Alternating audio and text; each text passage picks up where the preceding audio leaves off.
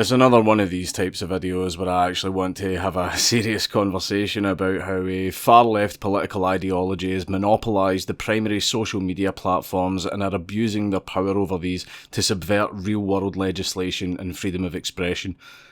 And it all started with the erasure of one man.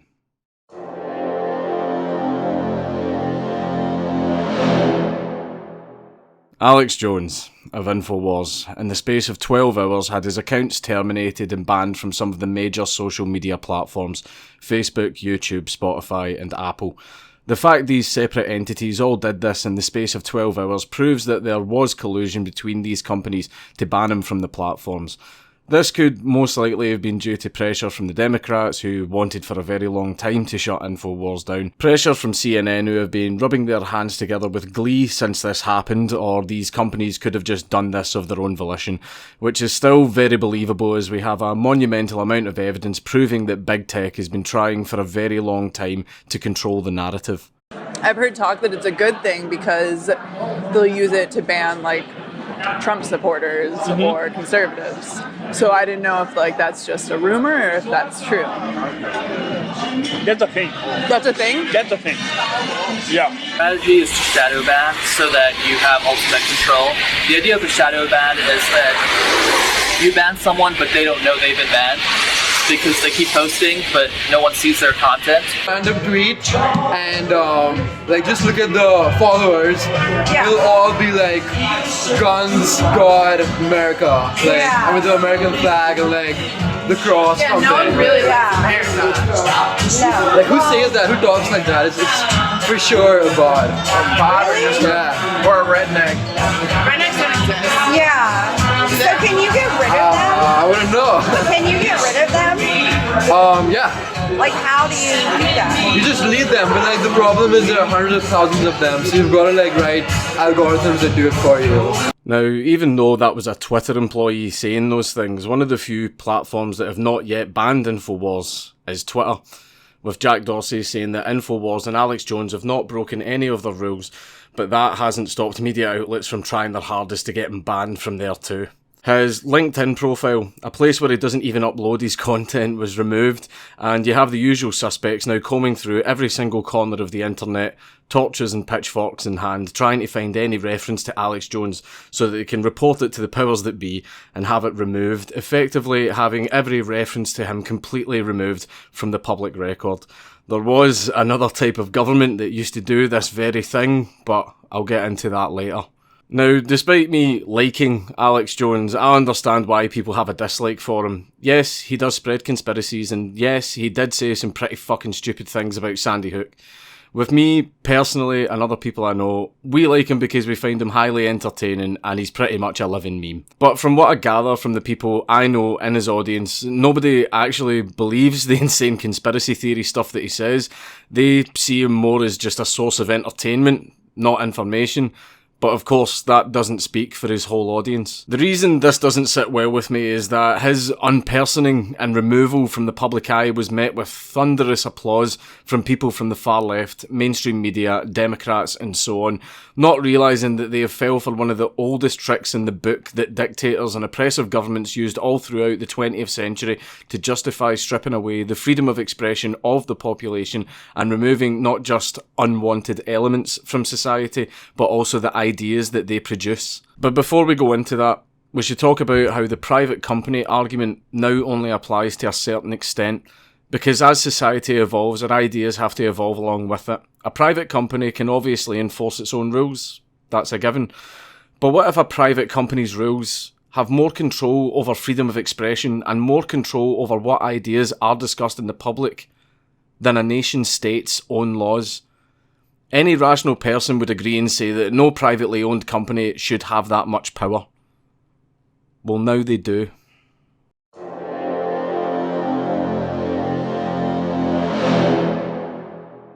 Society itself is evolving, And not only do our ideas and actions need to evolve with society, but so does our legislation and also our rights. The internet could arguably be one of the greatest inventions ever made. It's an extremely powerful tool that has connected all kinds of people from all kinds of cultures and backgrounds together, almost like a earth-wide hive mind, doing everything together from exchanging ideas to calling each other faggots in Call of Duty. The internet made it possible for the entire world to communicate with all of the elements within it. And the primary way to do this is through the use of social media. And for the largest access to audience and information, you would most likely go to the biggest ones that are out there as a means of communication. So let's have a look at the largest forms of communication and sharing information. Facebook, Instagram, WhatsApp, YouTube, and Google+, which, believe it or not, has grown a lot over the years.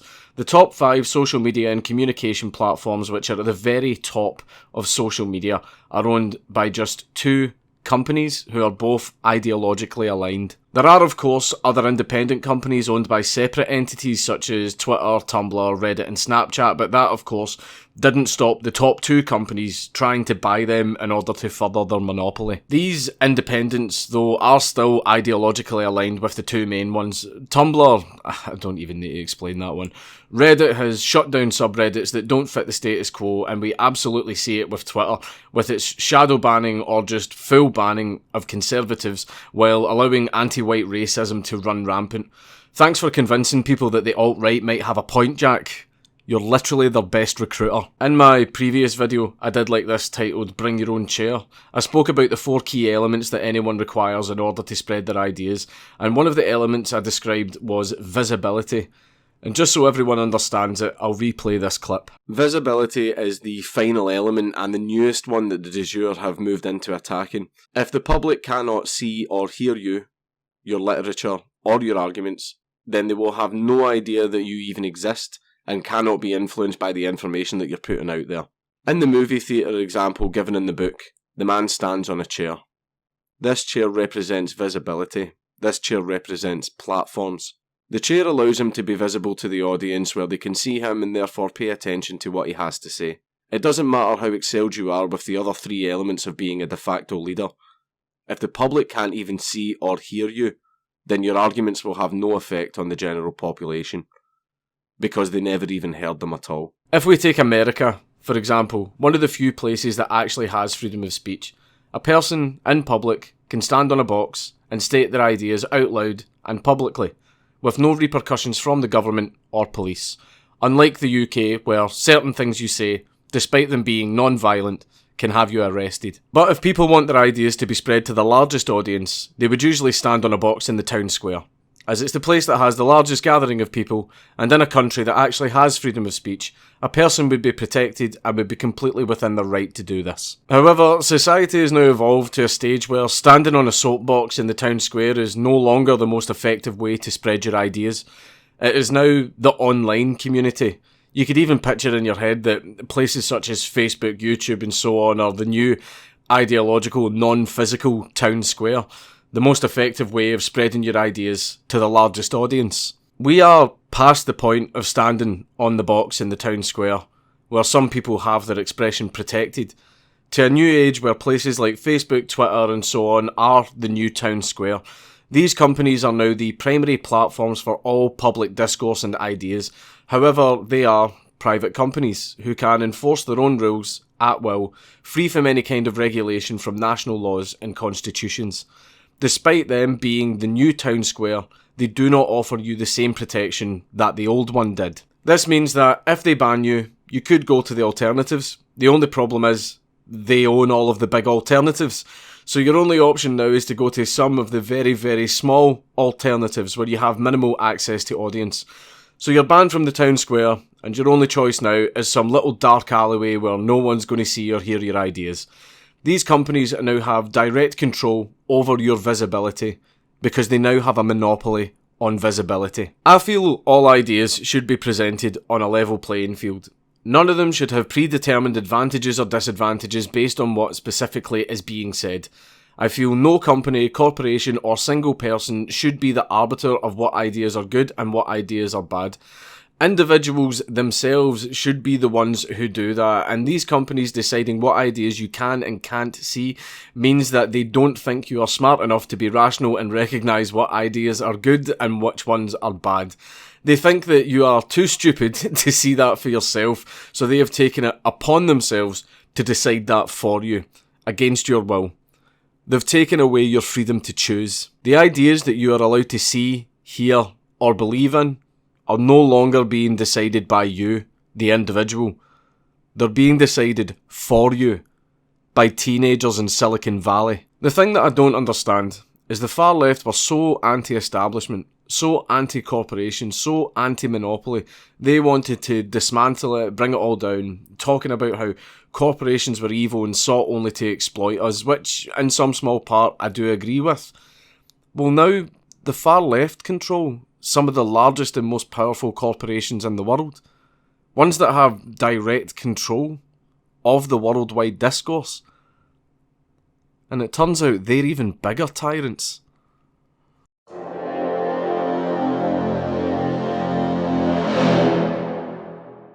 A lot of people hate Alex Jones. A lot of people clapped and cheered as this happened to him, not realising that they've fallen for one of the oldest tricks in the book. The state itself provides public services, gives a nation infrastructure, and protects your rights. Kinda. But the state will always make sure that its power and hold over the nation is protected. This means that the state itself needs to have the ability to stamp out dissent in any of its forms. Now let's create a fictitious example. Let's say that I have been democratically elected as leader of a nation and that deep down I'm a communist tyrant. Now, I want to enact my dream of a diverse communist society, but I know for a fact there will be dissent against this, and I want to stamp it out wherever I can so no one can stand in the way of my dream. Let's say I'm so radical that I want to execute anyone who speaks out against what I'm trying to do. Now, if I just come out and say that I am establishing a new law that executes people for speaking against the state, the public will reject this and likely riot and rebel against me, as they absolutely would be correct in doing. So I wouldn't present it to them in that way. I would find an enemy that the public hates, so that they would be on board with this law. I would tell them, I'm creating a new law where we can execute non-offending paedophiles. And there absolutely would be people who would support that law. And for the people who didn't support it, I would get the media to fan the flames of fear about paedophiles in our midst. I would exaggerate the effect they have on society and the danger they pose to such an extreme extent that the public may end up practically begging me for that law, because the best way to enact a law over the public is to make them feel like they need it. And the best way to do that is to make them fearful for their security, and the best way to make them fearful for their security is to create or exaggerate an enemy to unite them against. So the law passes. Let's call it the Indecency Act of 2018. And everyone goes on thinking this law will only be used for paedophiles. And so I start executing paedophiles, much to the approval of the public. What I am doing is immoral, as those paedophiles are non-offending, but the more the public cheer, the more this immoral practice becomes an accepted norm. But when you look at the law itself, you'd notice it has a huge grey area. It doesn't say it punishes paedophiles directly. It says it punishes indecent behaviour. I did that on purpose. Because there is nothing more useful to a state than a law with a lot of wiggle room. So then, after a while, not only am I executing paedophiles, I'm executing other people, such as people who speak against the state, people who speak against diversity, people who I have deemed as racist or far-right, be that correct or false. People who do anything really that I feel is counterproductive to the society I want and places my state's power in jeopardy. Because who is the arbiter of what qualifies as indecent behaviour? I am. And no one ever really thinks there is a problem with a law until they become a victim of it themselves, so the demographic within my nation who support me would never fall foul of this law. And as they have never fallen foul of it, they would say, I really don't see the problem. And they would clap their hands gleefully every time someone is charged under this law, because I have led them to believe that it is only being used on people that they don't like. And anyone who dares speak out against the law would be shouted down with accusations of supporting paedophiles. However, if the state-supporting demographic ever do turn against me, I can just as easily use this law on them. My power is now fully secure. Worked like a charm. However, Me doing these things has caused a massive rise in right-wing ideology. Some of it is even in the far right, much like what is happening in Europe right now. And alas, pesky democracy, I've been voted out of power. Because luckily for the people, I wasn't able to dismantle democratic elections, because that would have been too obvious. So now, I'm the new guy that got voted in. And deep down I'm actually a far-right lunatic. And you all voted for me as well, because you had no idea I was a far-right lunatic, because I never dared discuss my ideas publicly, or I would have been arrested under the Indecency Act. You making my opinions illegal actually made me far more dangerous, because these laws forced my opinions to go completely underground, and you have no idea what they are. I became an enemy that you couldn't see. And good luck convincing my followers that I'm wrong. Due to the Indecency Act, their ideas were never allowed to be presented in public either, meaning their ideas were completely underground too, in echo chambers, never challenged, to the point where they're now absolutely indoctrinated, radicalised fanatics whose minds can never be changed, and you created the exact society that could make this happen. So now I'm in power, and now I'm in control of the Indecency Act. And I have now decided that homosexuality, mixed race relationships, and questioning Christianity are indecent behaviour. Because who is now the arbiter of what qualifies as indecent behaviour? I am. Thanks for the grey area, guys. Congratulations. You just played yourself. I might even put in some more laws myself that have nice grey areas. I'll create some new enemies of the state to convince you all that we need these laws, when the goal of these laws isn't to protect you like I'm telling you, but to further secure my power. Then I may get voted out and the next guy comes in and he abuses the grey areas and creates more laws, and then the next guy, and then the next guy. Each form of new government being more tyrannical than the last. A never-ending pendulum swinging between left and right, with both sides passing more laws and normalising immoral tactics just with the intent of oppressing the other, not realising that in the long run there would be no victor, only mutually assured destruction. And it was all because either the right wing or the left wing continually bought into our shit of dreaming up exaggerated enemies you already hated or we knew we could convince you to hate, so that we could introduce immoral laws that you happily accepted because you wanted to attack the people that you hated, not realising these laws restricted your freedoms and would one day be used against you. You were stupid enough to ask for this, you were stupid enough to support this, you were stupid enough to make this an acceptable norm and put your own freedom in jeopardy just because you were blinded by your own hate for someone you wanted to attack. The Nazis did it with the Jews, the Soviets did it with the bourgeoisie, Mao did it with the lazy peasants, the Khmer Rouge did it with intellectuals, North Korea did it with American spies, America did it with terrorists, Britain did it with racists, Silicon Valley did it with Alex Jones, and the state is taking it to a new level of left versus right.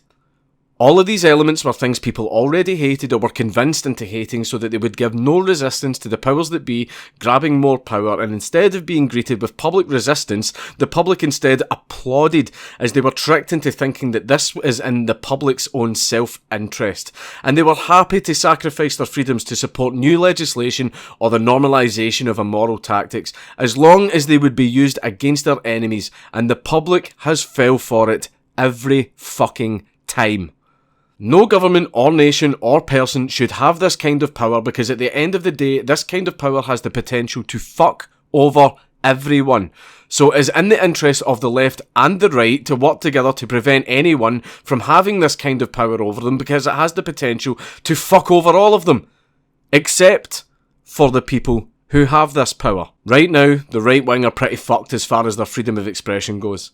However, more and more nations are swinging to the right, meaning that when the right wing gets into power and has access to these exact same laws and normalised immoral tactics, then the left will be fucked. And I promise you, the left will fucking care about freedom of speech then. Because like I said earlier, people don't see problems with laws or normalised immoral tactics until they are on the receiving end of them. Or we may end up skipping that altogether, and we could just dive straight into tyranny, where we're all fucked.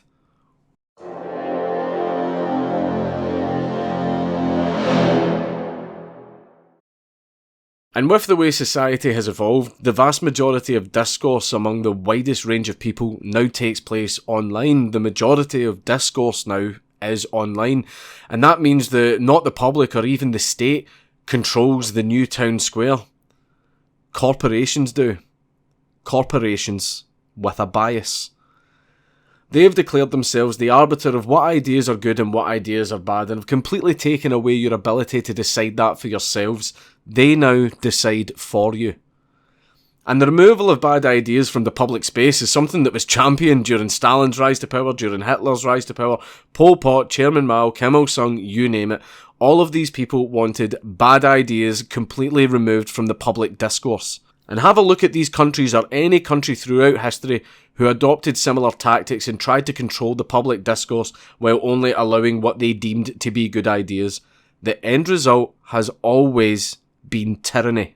I'm not asking you to support Alex Jones, or the things that he says. He has a right to say them. I just feel he was used as a meter. He was used to measure the public reaction for such immoral tactics. Unfortunately, the usual suspects applauded and cheered, and because of that, this will end up becoming the new norm, with people against free speech cheering for it, not realising that one day it will be used against them. This video ultimately is a message for people who are against free speech. Are you happy with the state deciding for you what you see and hear? Are you quite happy with corporations deciding what you see and hear? Do you really trust them to do that? I think these people seem quite happy for other people to do that, because otherwise these people would be forced to defend their arguments. A trend I've noticed is that most people who are against freedom of speech usually believe in ideologies that cannot stand up to scrutiny. Their ideas perform so badly in debate that they will do whatever they can to avoid it. They will instead falsely smear people as racists and Nazis, violently attack opposition, deplatform people, and will do whatever it takes to silence the opposition instead of meeting them in an honest debate, because they know if they ever met in debate, they would lose and be forced to acknowledge that their ideas are bad. They are so fanatical in their beliefs that they are even quite happy to allow companies and states to restrict what people can and cannot say as long as it fits their own agenda. These people are allowing people to have their freedoms stripped away because they are too proud to admit that they are wrong. Any side that cheers for immoral tactics, restricting freedom of speech, or commits violence against opposition is the bad side. They're the losing side, and they cannot win with their ideas alone because their ideas are bad. And so instead they'll pull every dirty trick in the book to assure victory, even if it means sacrificing their own freedom. The end result of this is that usually sensible people may become violent themselves as they feel the need to defend themselves by, again, giving them an enemy that they feel they need to defend themselves from, such as Antifa with the alt-right and vice versa. And when people become violent to defend their ideas, then the victor isn't declared by who has the best idea, but by who can be the most violent. The violent method is literally the only method with which bad ideas can win. And the reason that this worries me so much is because there are people out there who are dying for this to happen, such as the far-right Civil War doomsdayers, some of whom are ex-military. They have training camps, are prepared for combat, and are armed to the fucking teeth, meaning if it ever came down to a war between them and Antifa, then they would fucking win and end up in charge. So what I am asking is, can you fucking not? There is nothing wrong with admitting you are wrong and coming back to the light. That goes out to everyone on the far left and the far right. I realise that both sides demonise each other, and you feel that you've been completely unpersoned, shunned from society, and you may feel that there is no way out for you, and you're forced to remain with the group you're in as you feel that they are the only people who will accept you now for the decisions that you have made, and that if you leave, you'll be left with nothing. And that's not true. There are people who are more than welcoming to people who step back into the light. That includes me. And there is absolutely no shame in doing that. So anybody that's a far-left authoritarian or a far-right fascist, it isn't too late. Those decisions aren't permanent. You can come back into society. You can come back into the light. As for people who are against freedom of speech, if you don't want bad ideas to take hold, then debate against them. Don't sacrifice your own freedom and hand power to the state or corporations to ban the ideas on your behalf because you're too weak or lazy to debate against them yourself. Don't hand more power to the already powerful with the assumption that they're going to hold your hand and lead you into the kind of society you want because you were stupid enough to believe that they wanted the same thing as you, because they don't. Fucking trust me, they don't. If you want a good society, you need to create it. You need to work for it. You need to protect it. You need to maintain it. Don't get the state and corporations to do it for you because you are too fucking weak and lazy. They will only lead you into tyranny. Corporations are not what is going to create a free society. You are. It's Count Dankula on YouTube. Everybody should subscribe.